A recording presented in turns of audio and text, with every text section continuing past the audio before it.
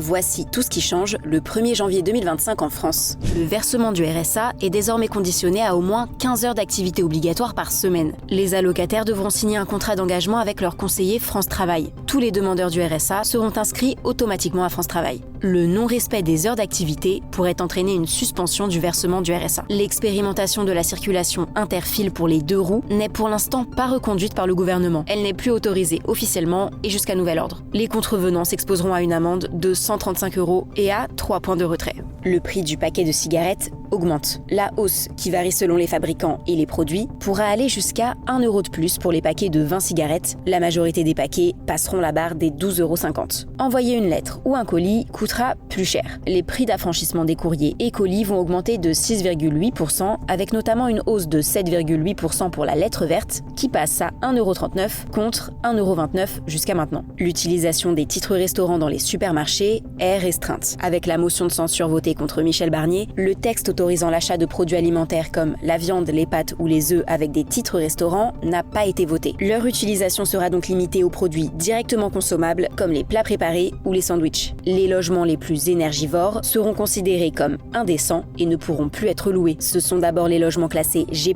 au diagnostic de performance énergétique qui ont été jugés indécents en 2023. C'est désormais au tour des classes G à partir du 1er janvier. En 2028, ce seront les logements classés F qui seront concernés. Les tarifs des transports en commun changent en Île-de-France. Le pass Navigo mensuel passe de 86,40 € à 88,80 € et le ticket de métro, Transilien et RER passe à un prix unique, 2,50 €, quelle que soit votre destination. Le prix d'un déplacement entre les zones 1 et 5 est donc divisé par 2, mais un trajet dans le métro parisien reviendra plus cher. Il était avant à 2,15 €. Le ticket de bus et de tramway passe lui à 2 €. Un nouveau carnet de santé pour les enfants va voir le jour, introduisant de nouveaux conseils aux parents pour élever les enfants sans violence ou encore sur l'utilisation des écrans. Un nouvel examen médical sera aussi rendu obligatoire à l'âge de 6 ans. Les retraites de base sont revalorisées à 2,2% à hauteur de l'inflation, soit une hausse de 18 € en moyenne contre 0,8% initialement prévu par l'ex-gouvernement Barnier pour faire des économies. Un nouveau vaccin devient obligatoire pour les nourrissons de moins d'1 an. Il s'agit d'un vaccin qui ciblera les méningocoques